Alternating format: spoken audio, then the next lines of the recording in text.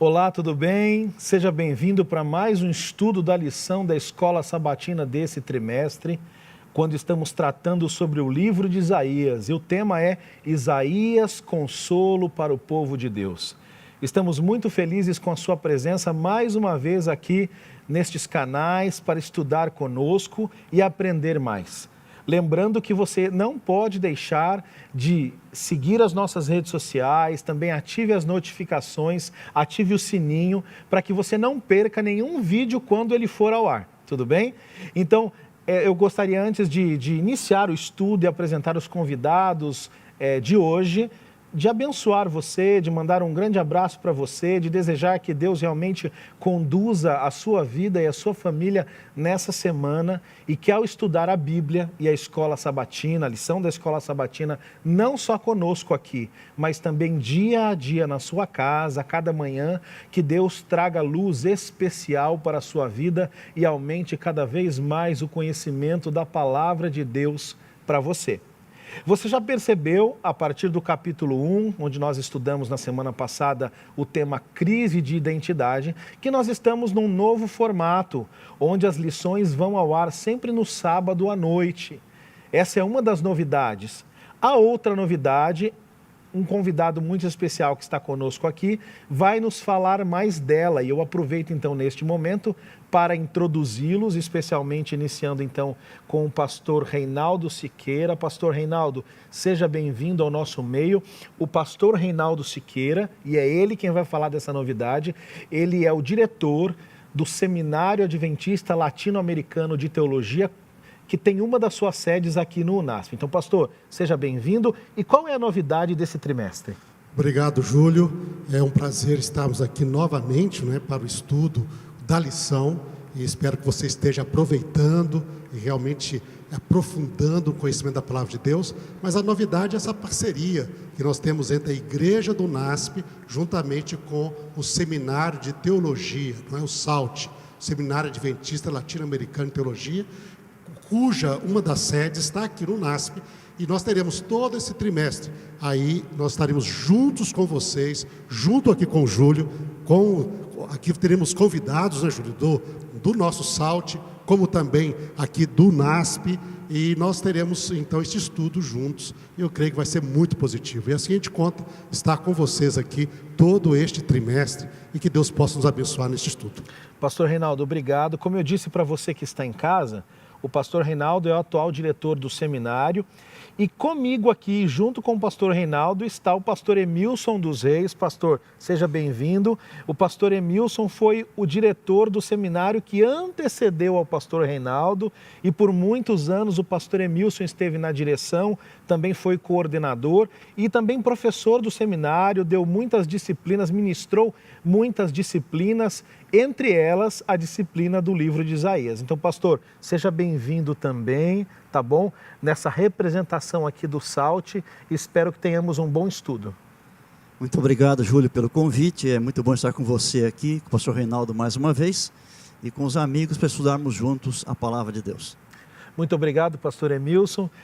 A gente estava conversando aqui anteriormente sobre algumas coisas bem interessantes, e o pastor Emilson e o pastor Siqueira mencionavam aqui quando eles se conheceram, quando o pastor Emilson saiu do seminário, o pastor Siqueira acabou chegando, então eles acabaram não trabalhando juntos ali logo no início, mas é interessante que quando o programa da TV Novo Tempo, Lições da Bíblia, foi criado, foi idealizado, a primeira dupla que participou do estudo foram exatamente os pastores Reinaldo Siqueira e Emilson dos Reis, né? Então hoje, novamente, representando o SALT aqui em parceria com a Igreja do UNASP, nós estamos reunidos. Eu repito, para mim é um privilégio. Tive aulas com o pastor Emilson na graduação, tive aulas com o pastor Siqueira na pós-graduação e no mestrado, então eu me sinto aqui em sala de aula novamente. Bom, para darmos então, queridos, início ao estudo de hoje, eu vou pedir ao pastor Emilson dos Reis que dirija uma breve oração para entrarmos no tema. Maravilhoso Deus e nosso Pai amado, estamos reunidos mais uma vez aqui em nome de Jesus para estudarmos a Tua preciosa Palavra. Que Teu Espírito Santo nos guie e que esse estudo seja uma bênção para todos nós, para todos os ouvintes, e produza as transformações necessárias em nossa vida, nos aproximando mais de Ti, Em nome de Cristo. Amém. Amém. Eu não poderia deixar de mencionar, antes de entrarmos no tema, alguns amigos que nos acompanharam na estreia do primeiro capítulo, do primeiro episódio. E eu queria mencioná-los agora, mandar um grande abraço para alguns deles: Osana Ventura, Rejane, Ana César, Ismael, Tani, Maria Júlia, Tadeu, Luzia, Elizabeth, Maria de Lourdes, Juliano, Ceruí, Luzia, outra Luzia, não é? Glória, Melânia, Joatson, Olga, Ruth, Débora, Negma, Marita. Muito obrigado a você que nos segue, você que nos acompanha. Se seu nome não foi lido aqui, sinta-se abraçado também. Nós estaremos sempre enviando abraços aqui e interagindo com você que nos acompanha. Continue comentando. Gostou da lição? Comente, coloque os pontos altos. Se você tem alguma observação, coloque ali também. Nós estamos aqui para falar com você. Lembrando que você estará assistindo a esta lição deste trimestre, tanto no canal da Igreja do UNASP, quanto nos canais da Igreja Adventista da Divisão Sul-Americana, nos canais Adventistas Brasil e também Escola Sabatina Oficial, tá bom? Então, agora, de modo pontual e direto, entrando no nosso tema, eu quero convidar os nossos queridos pastores e você que está em casa a acompanharem o verso para memorizar da lição dessa semana, que está em Isaías capítulo 6, verso 1. O texto já está na sua tela e você pode acompanhar a leitura, que diz assim: no ano da morte do rei Uzias, Isaías 6, verso 1, no ano da morte do rei Uzias, eu vi o Senhor assentado sobre um alto e sublime trono. As abas de suas vestes enchiam o templo. Nós encontramos aqui uma visão que foi dada ao profeta Isaías, mas nós já vamos falar dela daqui a pouquinho. Mas, pastor Reinaldo Siqueira, o senhor é o primeiro essa manhã a compartilhar um pouco conosco sobre a temática de domingo. A lição veio nos apresentando a morte do rei Uzias, não é? É citado ali, mencionado segundo Crônicas 26 e também o verso de Isaías 6:1. A minha pergunta para o senhor é: qual foi o impacto da morte deste rei para o povo, tendo em conta que na lição 1 nós estudamos Deus, ele realmente chamando o pecado pelo nome no meio do seu povo, e agora o principal governante, o líder da nação, ele morre. Então o povo fica sem liderança. Qual foi o impacto dessa morte e qual foi a reação do povo? E complementando aqui, se o senhor puder também avançar no estudo da lição, houve uma substituição a Uzias? Quem foi? Como isso se procedeu? Bom, talvez começando a parte, essa resposta de estudo, Júlio, nós podemos começar pela final, não é? Na realidade, houve uma continuação de substituição, porque o filho Jotão, que foi o próximo rei, já estava reinando como corregente com o pai. Já era um corregente. Ele já era corregente. Perfeito. Então, nessa parte, é interessante nós notarmos que quando o texto bíblico faz referência ao ano da morte do rei Uzias, ele evoca um contexto histórico. Eu acho que a nossa lição ele chamou bastante atenção para isso. Quer dizer, o Isaías aqui nos coloca um momento histórico. Quer dizer, no ano da morte do rei Uzias. Aí, quando a Bíblia faz geralmente isto, ela está nos apontando para nós lermos a Bíblia e conhecemos as circunstâncias que ocorreram com este rei. Então, aí a lição traz essa parte em vários pontos aqui. Hein? Primeiramente, quando faz a referência direta a Uzias, nós temos de lembrar como foi esse rei e o seu reinado. Então, nós temos, por exemplo, lá no livro de Reis e no livro de Crônicas, e o texto bíblico nos chama a atenção aqui para o livro de Crônicas, no capítulo 36, não é? 26, desculpa. Nós temos a descrição deste reinado. Foi um reinado muito próspero. O início do reinado de Uzias diz que ele seguia o Senhor. Hein? Foi um rei que seguiu a Deus. E Deus abençoou o rei Uzias tremendamente. Na realidade, nesse período, que é a primeira parte do século VIII a.C., foi um período de muita prosperidade para o povo de Deus. Tanto o reino de Israel no norte, como o reino de Judá no sul, eles prosperaram, eles reconquistaram partes do reino que pertenciam, todas as partes do reino que pertencia a Davi e Salomão. Que haviam sido perdidas em guerras? Que havia sido perdido. Lembra que depois da morte de Salomão, com o filho Roboão, não é? Começou o reino se dividiu em dois. Sim. E depois reinos que foram conquistados por Davi, como o reino de Edom, de Moabe, de Amon, os sírios, que também faziam parte do reino de Davi, lá em Damasco, não é? Olha só. Todos eles começaram a se libertar. Perfeito. E começaram a atacar Israel, a serem inimigos de Israel. E chegou a um ponto em que, por exemplo, os sírios se tornaram tão poderosos, antes tinham sido parte do reino de Davi, conquistados por Davi, não é? E os filisteus também. Mas esses inimigos começaram a se tornar mais poderosos que o povo de Deus. E chegou a um ponto que eles oprimiam tanto o povo de Deus, que diz lá que não havia nem esperança, não havia mais expectativa nenhuma de futuro. É a época de Elias e Eliseu. Então, quando Uzias assume, o papel tinha se invertido, o povo estava sendo oprimido. Então, quando esses dois reis vão assumir, que seja um pouco antes, começou com o pai de Uzias. Ok.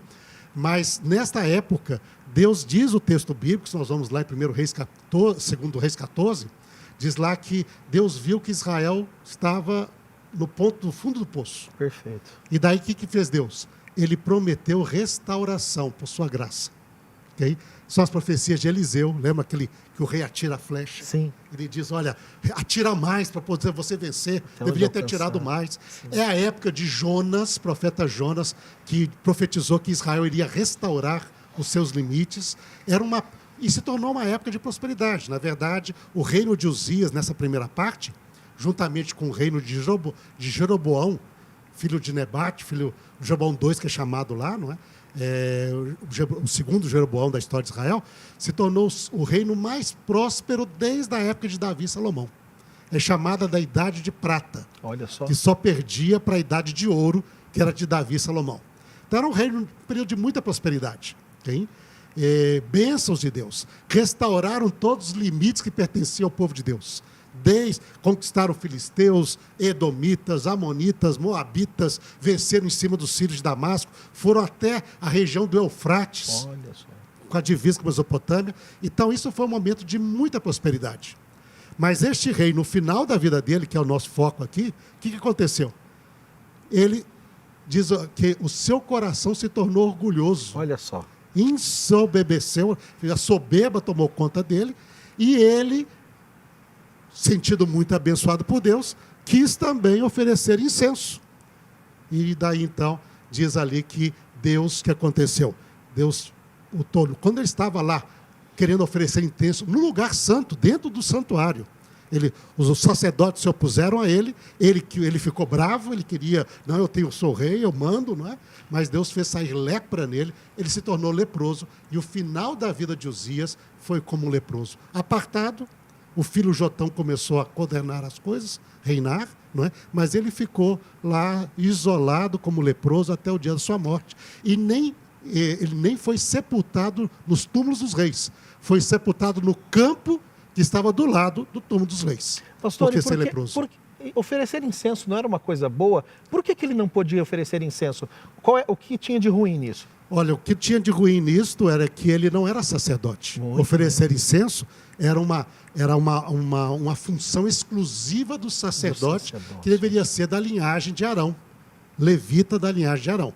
Ele podia ser rei, porque ele era descendente de Davi, mas ele não podia oferecer incenso. E assim, então, ele tomou a prerrogativa que não era dele. Não era o seu papel, né, pastor? Exatamente. Pastor Emilson. Eu queria só salientar aqui o que já foi dito, e é uma lição espiritual que vem para nós, que esse rei foi muito abençoado por Deus, ele foi muito amigo de Deus, mas depois de prosperar bastante, ele acabou se exaltando, se enchendo de orgulho. E essa é uma situação que todos nós podemos passar por ela. Eu lembro que a irmã White diz assim, que o orgulho é o pecado que menos esperança oferece. Grande frase. E quando a gente prospera na vida, por causa da bênção de Deus mesmo, seja financeiramente, seja, às vezes é por causa da beleza que a pessoa possui, ou por causa dos seus talentos, há um grande risco de a gente se achar, né? Eu lembro que quando fui pastor dessa igreja aqui, uma vez eu visitei uma família, um sábado à tarde, e estava conversando com eles e havia alguns adolescentes e uma garota disse assim: pastor, não dá para brincar de esconde-esconde com o pai. E eu disse: mas por quê? É porque ele se acha. Era uma brincadeira então, né? Mas que revela, algumas vezes nós nos achamos o máximo por causa de certas condições que nós temos aqui, e a tendência então é afastar-se de Deus. E Deus não convive com o orgulhoso, Deus convive com o humilde. E esse rei então passou por essa dificuldade e aí realmente afastou-se de Deus. Interessante nessa parte também, professor Júlio, que aqui na lição ele faz um contraste entre Uzias e Isaías. Era o que eu ia perguntar agora para o senhor. Então, avance, você vê ali que o rei se encheu de orgulho, enquanto que Isaías, ele viu a glória de Deus no templo, mas se tornou humilde. Ai de mim que sou pecador, não é? E Isaías consegue ter aquilo que o rei queria ter e não teve. Mas por quê? Porque a atitude dele foi diferente. Ele se humilhou diante do Senhor, ele se achou pecador diante de Deus, não é? E ele conseguiu ter uma visão da glória divina, não é? E a lição faz esse contraste aqui. Uzias representava o povo, de certa maneira, porque cheio de lepra, é que nem no capítulo 1 que nós estudamos na semana passada, diz que não havia, o povo estava todo doente, coberto de feridas, como se fosse um leproso, desde a cabeça até a planta dos pés. Assim era Uzias, não é? Isaías, não é? No entanto, ele, apesar de ser um homem justo diante de Deus, ele se achou indigno diante de Deus. E Deus o exaltou, dando esta revelação, não é? E num contexto muito interessante na história, que vai trabalhar todo o livro de Isaías. Por quê? Porque no ano da morte do rei Uzias, já era um tempo em que toda esta bênção de Deus, que tinha abençoado o povo, começou a declinar. Declinar por quê?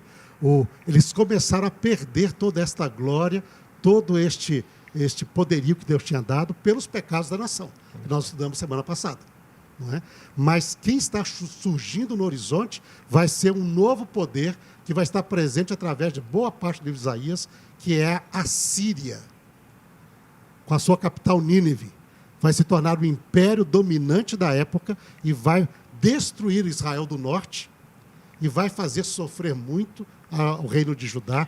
E é exatamente, fazia 5 anos que Tiglat-Pileser, que você apresentou ali, já tinha tomado o poder e começado a estabelecer a Síria como poder dominante na época. Inclusive, então agora você está diante dessa ameaça internacional que vai fazer sofrer o povo de Deus terrivelmente. Inclusive, pastor Siqueira, é o tema da lição do próximo trimestre, da próxima semana, né? Quando o nosso mundo desmorona. Mas o senhor citou algo que eu achei bem interessante e me veio aqui à mente um contraste. A gente vê Moisés sem ter a função de sumo sacerdote, assumindo a função na prática com o pecado ali do seu irmão Arão, etc., né, do bezerro de ouro.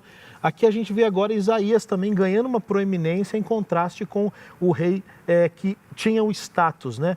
E o pastor Emilson falou uma coisa bem interessante, eu vou entrar na pergunta agora para o senhor.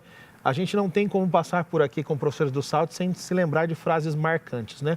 Eu me lembro do pastor Amin Rodor em uma das aulas onde ele dizia assim, olha, vocês que vão ser pastores, um dia quando vocês tiverem impressão de que vocês são muito bons naquilo que vocês fazem, lembrem-se, é só impressão, né? Falando um pouco da arrogância, né? E o pastor Siqueira, o próprio livro, a Bíblia apresenta em Provérbios a ideia de que a arrogância precede a queda. Mas, pastor Emilson, a gente agora então tem um contexto em que o rei morre, o pastor Siqueira mencionou a questão da corregência com seu filho, mas o rei, ele tinha um papel ali de liderança. E agora Isaías é introduzido então nesse contexto de contraste, como o pastor Siqueira bem colocou, e a lição vem nos apresentando aqui que Isaías, nesse contexto de crise de liderança no povo de Israel, Isaías ele tem uma visão, e nessa visão ele vê a glória do próprio Deus.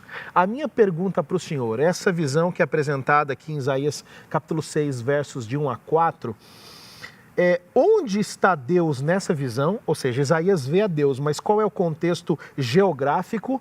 E por que Deus se apresenta aonde ele se apresenta? Ele não poderia ter aparecido no tabernáculo, no santuário terrestre? Onde Deus aparece e por quê? E qual é o impacto dessa aparição a Isaías? Esse capítulo 6 de Isaías talvez seja um dos mais importantes de toda a Bíblia em certos aspectos. E não é importante só saber onde Deus está, mas onde Isaías estava também. Muito bom.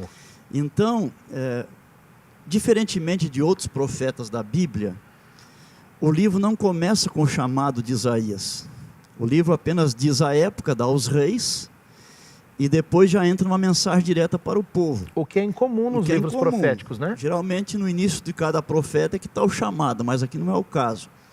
Mas de qualquer maneira, Isaías foi chamado por Deus antes deste dia, antes desse evento aqui. E todavia esse encontro aconteceu no mesmo ano do seu chamado. Ele era bastante jovem, começou a trabalhar como profeta, mas ele encontrou tanto pecado, tanto afastamento de Deus, tanta maldade, injustiça, que ele estava realmente angustiado e aflito e até pensando em desistir de ser um profeta de Deus. Então o que aconteceu? Na sua angústia, ele fez a melhor coisa que ele podia fazer. Ele pensou em ir à igreja e abrir seu coração a Deus, no caso era o templo. E ele foi até o templo de Salomão, que existia na época ainda. Mas ele não podia entrar dentro do prédio, porque ele não era um sacerdote.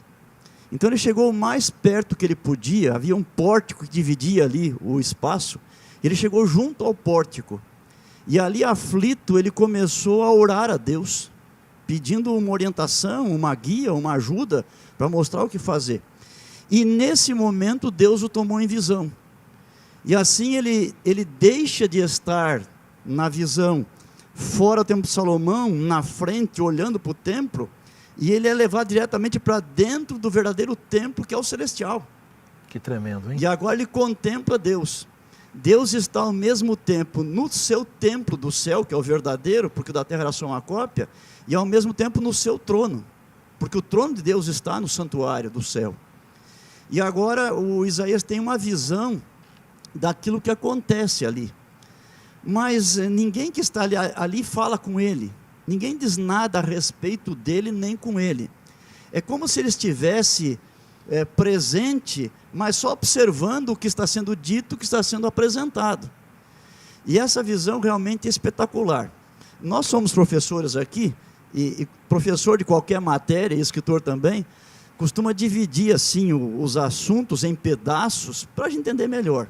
E esse capítulo aqui, capítulo 6 de Isaías, que conta essa visão, dá para dividir também claramente em 4 partes. Então a primeira parte seria assim, a visão que ele teve de Deus, ele fala sobre Deus, o que o marcou. Depois na segunda parte ele vai falar sobre o pecado, ele sentiu-se pecador. Então tem esse aspecto. No terceiro momento, é apresentada a questão do perdão. Depois que se sente pecador, reconhece, Deus providencia o perdão para essa pessoa. E a última sessão é a respeito do serviço. Ele é convidado, de algum modo, a servir, ele se apresenta e depois o resultado desse serviço também. Mas nessa sessão aqui, da lição, nós estamos nessa primeira parte, que é justamente ele vendo a Deus. Então, algumas coisas chamam a atenção dele ali. E a expressão que mais aparece aqui é a expressão santo. Aliás, esse é o único lugar em toda a Bíblia em que aparece a palavra serafim, ou serafins. É o único lugar em toda a Bíblia. Sim. É uma categoria de anjos. Nós temos também os anjos querubins. A Bíblia fala também em tronos, principados, potestades. Mas nós não temos toda a informação necessária na Bíblia para classificar, dizendo isso é assim, aquilo é assado e tal. Mas há classificação de anjos. E esses são os serafins. Parecem ser os mais importantes anjos de Deus. Então Deus está no seu trono, e eu até diria assim, cercado pelo primeiro escalão do universo. Isaías contempla essa cena. E o que mais marca a atenção do profeta foi um atributo de Deus, de tantos que Deus possui. Foi o atributo da santidade. E aqueles anjos serafins, eles estão ali cantando, honrando a Deus. E a expressão que eles usam é santo, santo, santo. Eles não falam outro atributo de Deus. Eles não dizem poder, poder, poder, ou amor, amor, amor. Eles usam a santidade. E na minha compreensão e de muitos outros também, de todos os atributos de Deus, se tem algum que seria o mais importante, é a santidade. E aquilo marcou profundamente. Marcou tanto isso aí, que a irmã White menciona que depois dessa visão, o Isaías foi profeta por mais de 60 anos. E ele nunca esqueceu essa visão. No meio das suas dificuldades, da oposição que ele enfrentou, ele sempre lembrava quem era o Deus a quem ele estava servindo. E ao longo de todo o texto sagrado, quando ele fala de Deus, por cerca de 25 vezes, ele usa a expressão dizendo que Deus realmente é santo. E isso lembra a primeira visão, que foi a santidade de Deus. E os teólogos, quando estudam sobre santidade, costumam também classificar a santidade em dois aspectos. Existe a santidade majestosa e a santidade moral. Então, o que é santidade majestosa? Essa santidade unicamente Deus possui. Quando eu falo em Deus, é a Trindade. Perfeito. Mas ninguém possui. A palavra santo e os cognatos tem a ver com separação. Então, primeiramente, o fato de Deus ser santo é que ele é separado de tudo mais que há no universo. Ele é separado dos anjos, dos seres humanos, de habitantes de outros mundos, de animais, de vegetação, de galáxias. Ele é separado de tudo mais. Então, ele é santo nesse aspecto majestoso. Por quê? Por alguns fatores. Primeiro, que tudo mais teve um início, e Deus é eterno. Esse é um fator que separa. O outro fator é que ele é divino. Tudo mais não é divino. O outro fator é que ele é criador. O resto tudo é criação Criatura. da parte dele. Também ele é infinito, o resto tudo é finito. Então, nesse aspecto de santidade majestosa, ninguém pode ser e nunca será como Deus. Ele é único nessa categoria. Ele é singular, ele é único nessa categoria. E aqui, ele viu um pouco disso naquela cena gloriosa. Mas o segundo aspecto de santidade é a santidade moral. E nos ensina então que em Deus não há o menor vestígio de pecado e mal. Ele é absolutamente límpido e puro. E parece que foi esse aspecto que mais impactou o profeta. Porque ele vai dizer logo em seguida, quando ele se compara com Deus, ai de mim, porque eu sou o quê? Pecador. Exatamente, eu sou pecador.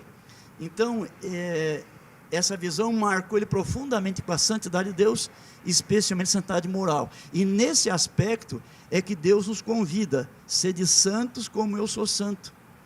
Deus quer que sejamos puros também, apartados do pecado como Deus é. Você percebeu que cena gloriosa é essa visão de Isaías? O texto de Isaías capítulo 6, versos de 1 a 4, nos mostra o momento em que ele encontra-se com o próprio Deus. E Deus convida-nos todo dia a nos encontrar com ele também, não é, pastor Reinaldo? Sem dúvida, não é? Eu acho que como o pastor Emilson bem colocou, não é? Este é o aspecto que Deus nos convida, né? Sede santos porque eu sou santo, não é? Quando Jesus fala, sede perfeitos como perfeito é o vosso Pai Celestial, ele menciona o caráter de Deus de bondade, aquele que traz o sol, a chuva sobre justos e injustos, e Jesus nos convida a ter amor até pelos inimigos, orar por eles, como Deus é bom também para com até as pessoas que não merecem. Então, essa imitação do caráter de Deus, não é? E imitar como Deus age, como Deus se relaciona, isso é o nosso convite, né? Nesse aspecto que você menciona, lá do Novo Testamento, a ideia é que o amor é inclusivo, né? O amor é inclusivo, o amor, ele é inclusivo de todas as pessoas, pecadores e não pecadores. Agora, claro que o pecado acaba, se a pessoa escolhe ficar no pecado, acaba se separando deste amor, não é? Mas não por causa do amor, é por causa da pessoa. É verdade. A pessoa que escolheu, não é? Nós vamos ter essa mensagem aqui no capítulo 6. Tem aqui um aspecto curioso, talvez, queria só mencionar, porque ele aparece bastante no texto original, para o nosso também aparece, mas só que não é tão perceptível assim. Então, não com tanta ênfase, né? Não, é que o texto ele é neutro. Uhum. Nós normalmente diz lá que os serafins estavam em volta de Deus, não é? Voando e clamando santo, santo, santo. Não é? E diz que eles tinham 6 asas. Pois é, Não é? detalhe Diz interessante. com 2 cobriam o seu rosto, com 2 cobriam os seus pés e com 2 voavam. Só que como não é português, o texto ele é um pouco assim dúbio sobre quem que é o seu. Tradicionalmente, nós consideramos que eles estão cobrindo o rosto deles, os serafins, e os pés, em atitude de reverência diante de Deus. E essa é uma possibilidade muito forte, e normalmente, geralmente considera assim. Mas o texto também pode ser entendido que com 2 eles cobriam o rosto de Deus, e com 2 cobriam seus pés. Velando a sua glória. Velando a sua glória de Isaías, que Isaías viu, mas os anjos também cobriam essa glória majestática de Deus, né? Essa majestade de Deus, da visão completa, plena dele, não é? Protegendo o próprio profeta, protegendo as outras criaturas, por causa dessa majestade de Deus. Então, são esses seres de altíssimo escalão, que estão em volta do trono de Deus e que velam sobre a glória de Deus também, não é? De certa maneira. Então, este seu ali, no singular, ele aparece no hebraico tanto quanto no português. E pode ser que eles estivessem cobrindo. Então Isaías viu a Deus, mas os anjos estavam cobrindo essa glória de Deus em volta do trono. Então essa é uma curiosidade quanto ao texto em si. Muito interessante, pastor Reinaldo. Esses pronomes possessivos aqui, então, podem se referir ao profeta, aliás, aos anjos, aos serafins, ou ao próprio Deus, né? Ao próprio Deus, aliás. Muito interessante. Agora, pastor, a teologia chama isso de imitatio Dei, né? Imite a Deus, seja igual a Deus. Quando Isaías ele contempla a Deus, não tem como se encontrar com Deus nesse contexto e ser a mesma pessoa, não é verdade? Não tem como se encontrar com Deus, e para você que nos ouve, eu queria dizer para você que quando você se encontra verdadeiramente com Deus, dependendo da sua atitude diante dele, ou você vai sair uma pessoa melhor, ou uma pessoa com o coração endurecido. Nós temos esses exemplos na Bíblia, né? Mas, pastor Reinaldo Siqueira, há um fato interessante, que é o anjo pegar um pedaço da brasa viva do altar de Deus e tocar nos lábios de Isaías. Minha pergunta para o senhor é, o que isso simboliza, o que isso significa? E Isaías, ele é a mesma pessoa ou ele se torna uma nova pessoa diante desse encontro glorioso com o Eterno? Bom, nós vemos que no texto, ao lermos o texto de Isaías, né, quando ele vê essa visão de Deus, a reação dele é: ai de mim, que sou pecador, e vivo no meio de um povo com lábios impuros. Né? Então, a impressão de Isaías diante da glória de Deus é sentir a realidade da sua pecaminosidade. Se Deus é santo, eu sou pecador. Mas o senhor tinha mencionado que Isaías era um homem com caráter correto. Por que ele faz essa expressão? É interessante, pastor Júlio, que quando nós vemos na Bíblia, todas as pessoas que realmente se aproximam de Deus, realmente, eles se sentem grandemente pecadores indignos. Ou seja, a visão clara de Deus deixa clara a sua própria natureza. É curioso ver que na Bíblia nós temos o rei Uzias, que se encheu de orgulho, achando que ele era demais. Mas, na verdade, estava longe de Deus. O afastamento dele de Deus produziu nele um sentido de justiça, que ele poderia aparecer diante de Deus assim, porque não, eu sou demais, não é? Mas e nós conhecemos o resultado, mencionamos aqui. Agora, Isaías é o contrário. Deus lhe dá o privilégio desta revelação, mas ele se sente indigno. Ai de mim. Todas as pessoas que têm, nós vamos ver isso. Todos os personagens bíblicos que têm esta revelação de Deus, que se aproximam e têm essa revelação da glória de Deus, a sua santidade, eles se sentem pecadores. Não é? E esse símbolo do altar, da brasa, do fogo, é nesse contexto, pastor? Aí você vê que o autor aqui colocou, existe um contexto muito interessante, paralelo, entre esta visão com ideias de quando o sumo sacerdote ia diante de Deus. E isso acontecia no dia da expiação. Nós temos várias referências ali. primeira coisa que o sumo sacerdote, quando comparecia diante de Deus, ele tinha de ter a realidade, no caso do sumo sacerdote levita, do seu pecado. Perfeito. Porque ele tinha de oferecer sacrifício pelo seu próprio pecado. E depois oferecer sacrifício pelo pecado do povo.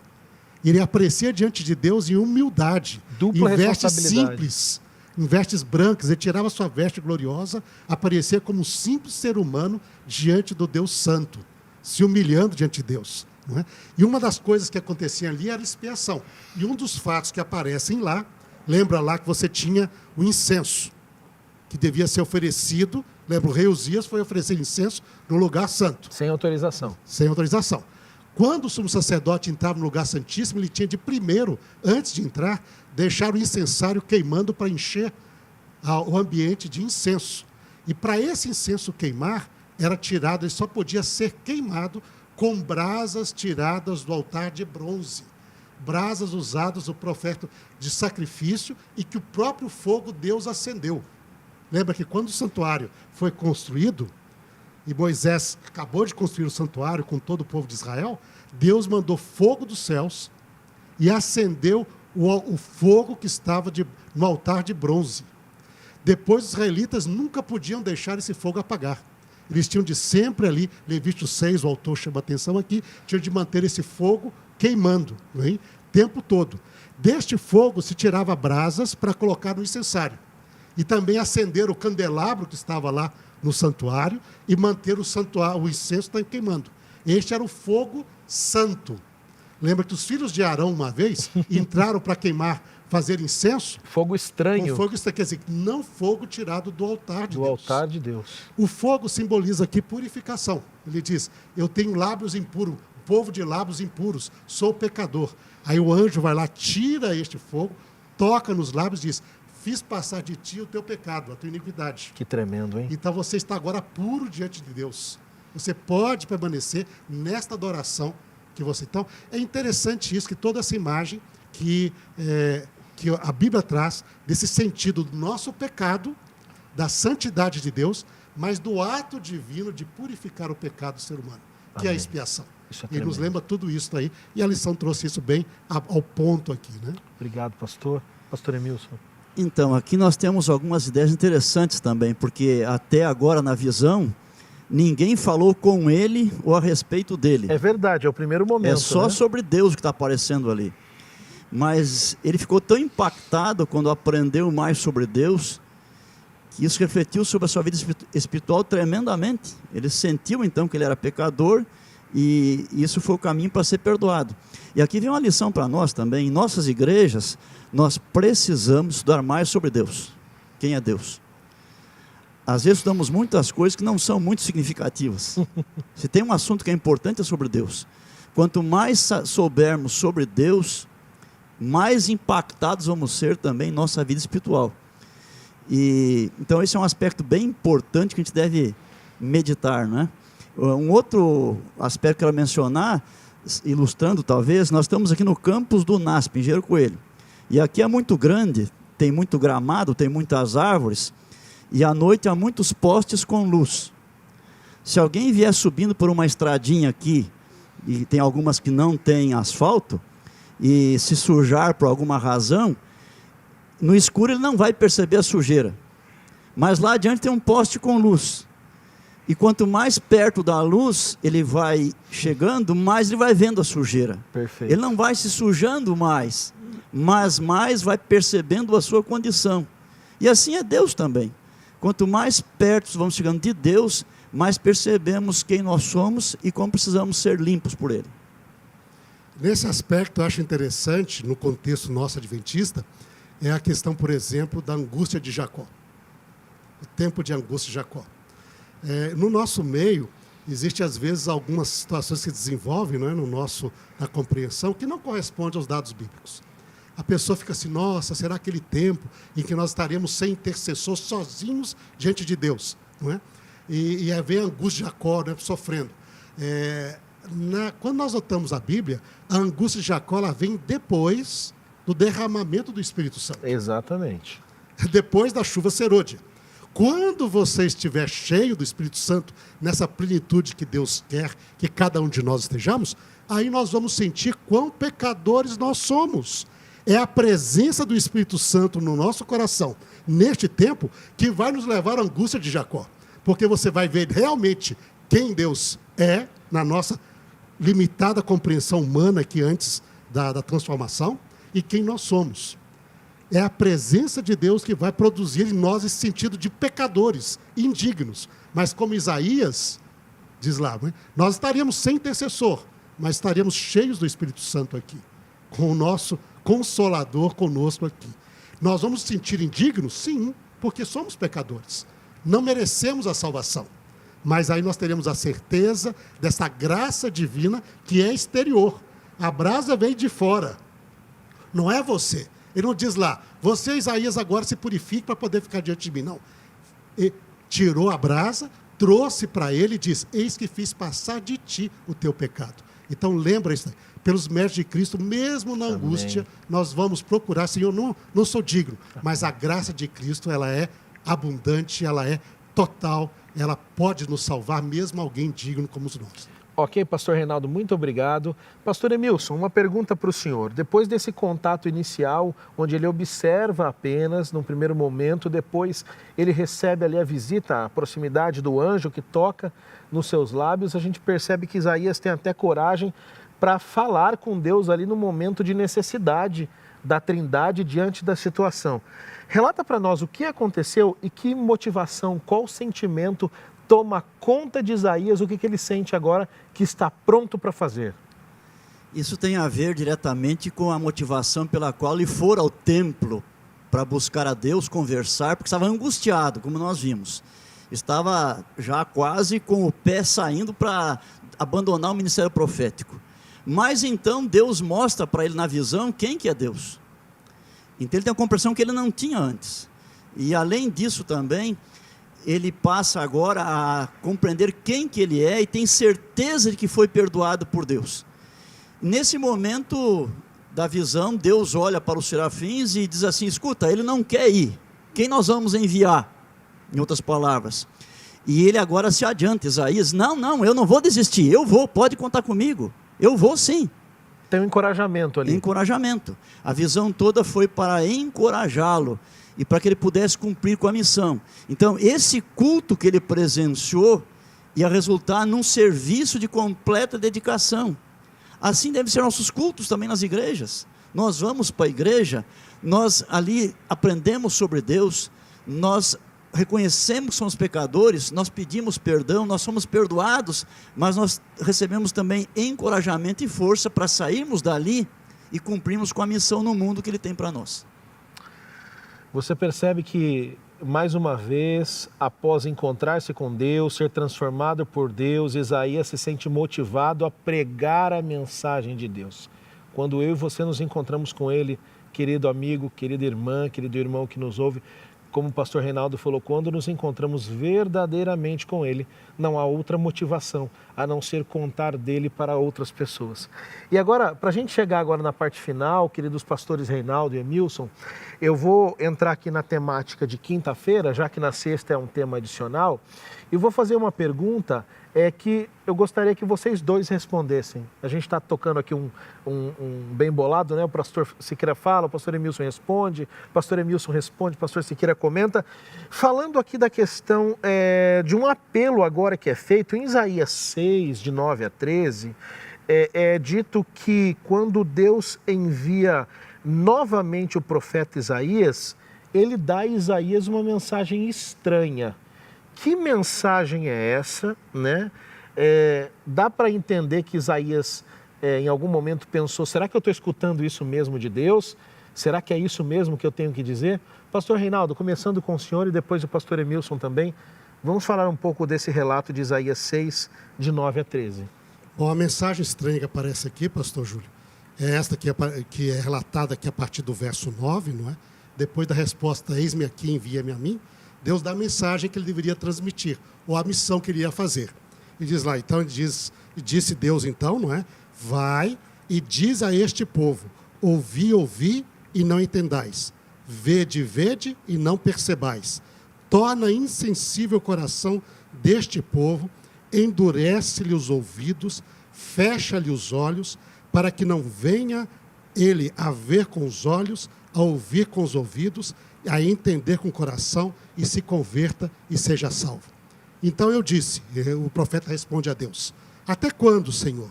Ele respondeu: até que sejam desoladas cidades, fiquem sem habitantes, a casa fiquem sem moradores, e a terra seja de todo assolada.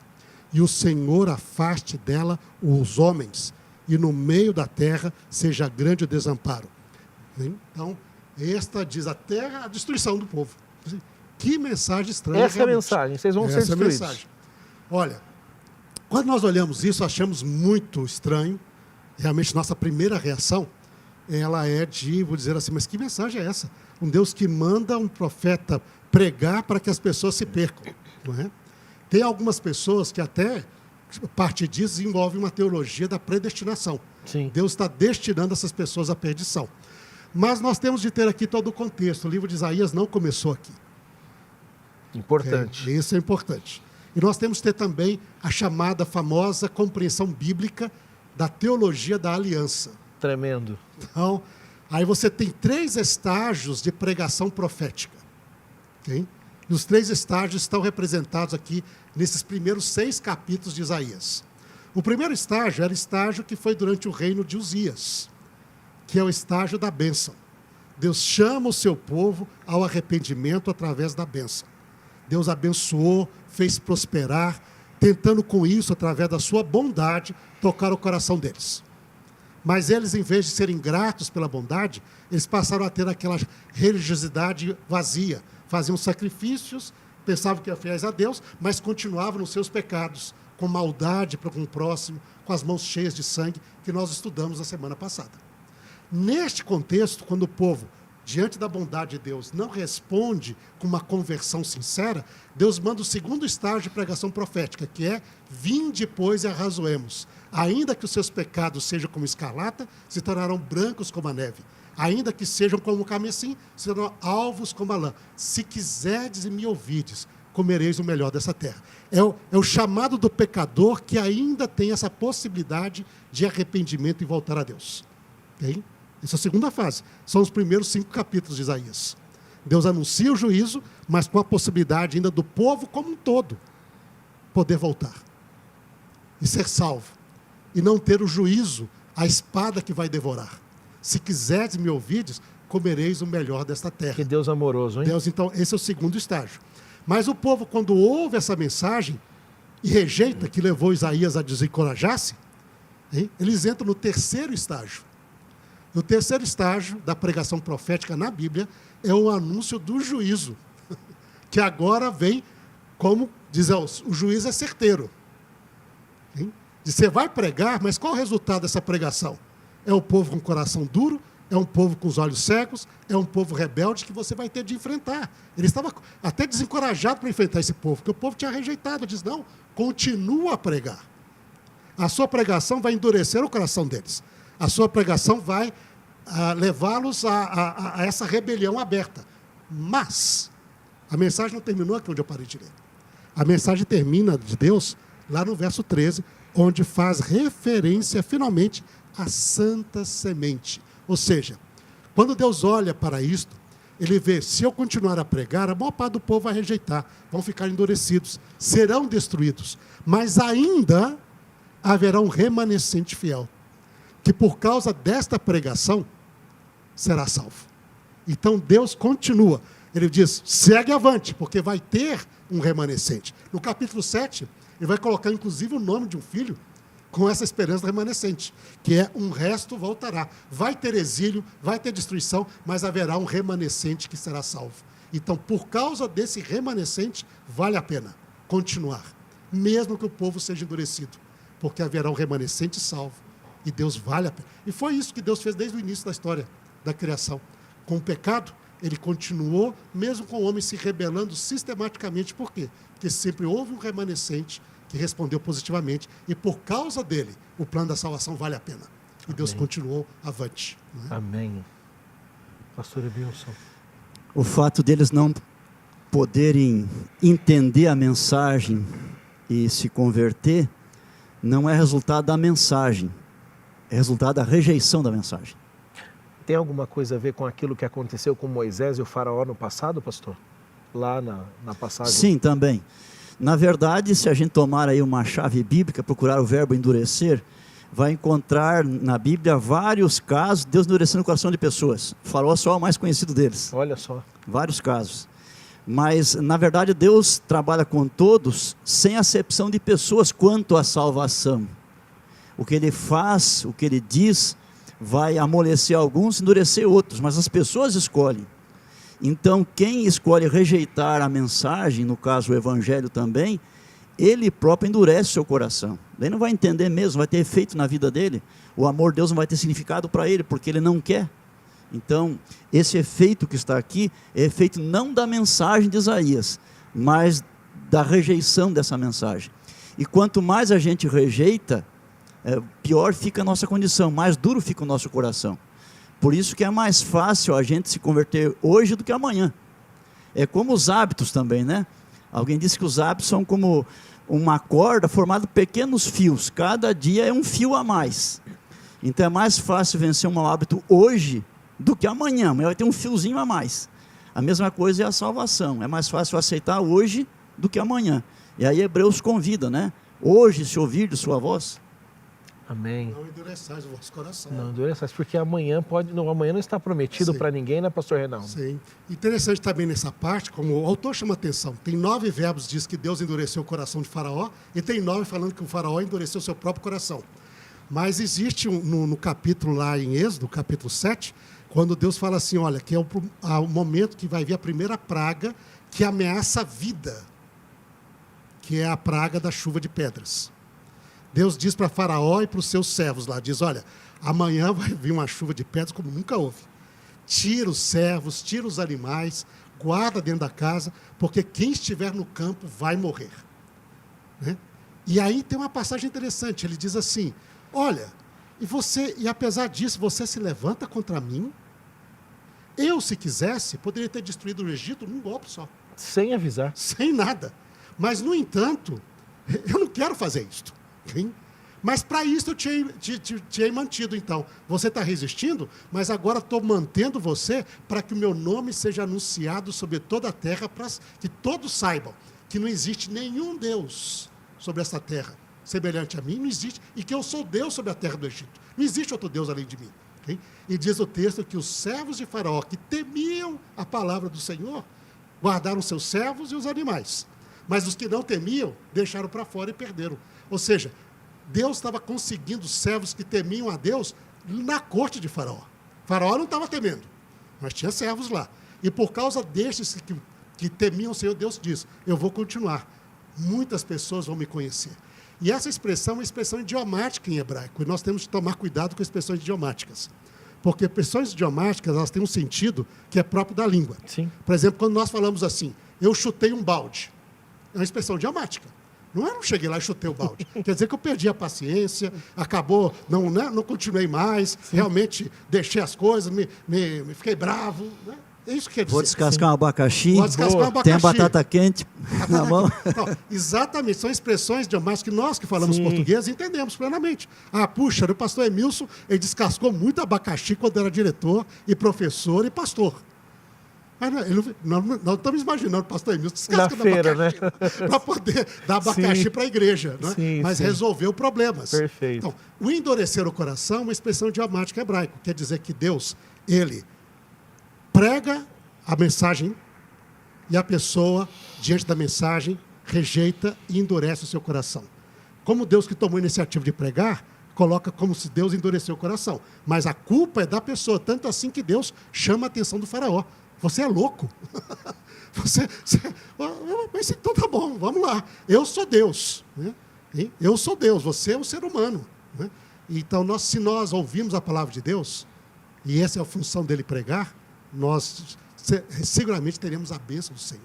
Pastor Reinaldo, a gente costuma usar uma ilustração bem interessante para simbolizar isso que o senhor disse, o pastor Emilson também colocou, é que se nós colocarmos diante do sol a manteiga e o barro um deles vai endurecer e o outro vai amolecer. E o sol é o mesmo. Ou seja, a condição do material que é exposto ao sol que determina o resultado. Então é o coração aberto a Deus ou fechado a Deus que causa esse endurecimento ou essa abertura, né? Agora, nessa imagem é muito interessante, mas ela é incompleta. Então complete, por favor. Porque Deus diz, se você é barro, mas aceitar a minha palavra, eu faço de você Eu manteiga. amoleço também. Olha só. Agora, a manteiga que rejeitar a minha palavra se torna mais duro que pedra. Muito bom. Então, não é o ser humano. O ser humano, ele diz, pode o leopardo mudar as suas manchas lá? Não é ele por si só. Não é, ele não pode, mas eu posso. Amém. Então, se nós aceitarmos e ouvirmos a palavra de Deus, ainda que o nosso coração seja duro, Deus pode, através do Espírito Santo, da sua graça, mudar. Nós temos a esperança. Não é o fim para a gente. Né? E essa é a mensagem que Deus está transmitindo aqui, através de Isaías, de maneira repetitiva. Obrigado, pastor Reinaldo. Eu quero, para você que está em casa, abrir agora a Bíblia e ler um verso que, chegando no final do estudo de hoje, ele está em 2ª carta de Pedro, capítulo 3, verso 9, diz assim: não retarda o Senhor a sua promessa, como alguns a julgam demorada, pelo contrário, ele é longânimo para convosco, não querendo que nenhum de vocês pereça, senão que todos cheguem ao arrependimento. Pastores, a gente pode ter essa certeza de que Deus, mesmo enviando o juízo, o seu intento final é resgatar o seu povo. E esse povo, por causa do juízo, em um momento volta. Nós vamos abordar isso na lição número 3. Mas eu queria agradecer muito vocês de coração, pastor Reinaldo Siqueira, pastor Emilson dos Reis, pela belíssima mensagem que trouxeram, pelo conhecimento, e eu tenho certeza que quem nos escuta em casa gostou muito do estudo. E já fica aqui um convite para vocês retornarem, tudo bem? Nós vamos marcar, vocês vão retornar em um outro momento, talvez não juntos, mas vão retornar aqui para compartilhar conosco essas bênçãos do livro de Isaías. Nós teremos agora um minutinho para cada um de vocês, olhando para a câmera que vocês já sabem, qual a mensagem que vocês gostariam de deixar para quem está nos assistindo no canal da Igreja do NASP, nos canais da divisão da Escola Sabatina, que mensagem de esperança baseado nesse estudo vocês deixam? A lição teve como título Crise de Liderança, e o assunto foi um culto no céu presenciado por Isaías. Então, a minha última palavrinha é para quem é líder da igreja local, os pastores, anciãos e outros também. Quando prepararem os cultos, pensem nesse capítulo aqui, que os cultos de fato sejam momentos transformadores, que os cultos apresentem cada vez de modo mais claro quem realmente é Deus, seus atributos, que as pessoas possam sentir que são pecadoras e saiam do culto com certeza de pecados perdoados e também animadas para lá fora fazer o trabalho que Deus tem para elas. Pastor Reinaldo, as suas palavras finais? Eu creio que o pastor Emilson tocou nos pontos fundamentais, não é? Eu acho que convidar você a esta visão do Deus Santo, mas um Deus Santo que perdoa os pecados e que cria em nós essa vontade, ao conhecê-lo, de também testemunhar dele diante das pessoas. Amém. E quando ele perguntar, a quem hei de enviar, a quem há de ir por nós, nós possamos responder que nem Isaías: eis-me aqui, Senhor, envia-me a mim. E assim muitas pessoas possam ter essa experiência de adoração, de comunhão, de conhecimento de Deus e de testemunho, como o profeta Isaías também teve. O pastor Emilson abriu com a oração final, com a oração inicial. Pastor Reinaldo, encerre com uma oração agora, nos colocando diante da presença desse Deus que é tão santo, por favor. Oremos então. Ó Santo Deus de Israel, nosso eterno Pai, nós te louvamos, Senhor, pelo teu amor para com cada ser humano. E a oportunidade que tu dás, Senhor, a cada ser humano, por mais pecador que seja, de se encontrar contigo e ser purificado dos seus pecados. De te adorar, Senhor, na beleza da tua santidade. E desta comunhão, ter o teu poder e o teu Espírito para testemunhar às outras pessoas que não têm esse mesmo conhecimento, a fim de que todos os povos da terra te temam como te teme o teu povo, Senhor, e te adorem como o teu povo te adora de coração. É isso que nós queremos para a nossa vida, é isso que nós queremos para a nossa missão e para o mundo que vivemos. Nós te pedimos isto, ó Pai, em Cristo Jesus. Amém. Amém. Obrigado por você ter ficado conosco até agora, obrigado por ter assistido. E eu queria fazer um pedido para você. Clique aqui em compartilhar, copie o link desse vídeo, cole nos seus grupos da igreja, para os líderes, para os membros no WhatsApp, compartilhe na sua página, no seu perfil do Facebook e do Instagram, espalhe essa boa nova de que o Deus que traz juízo, o Deus que traz juízo, também é o Deus que restaura, que resgata e que salva. Você assistindo, seja nos canais da Divisão Sul-Americana ou da Igreja do UNASP, não esqueça de nos seguir e também ativar as notificações. Que Deus te abençoe, te dê uma grande semana no estudo da lição e nós nos encontramos na próxima semana com a lição número 3. Um abraço e até lá.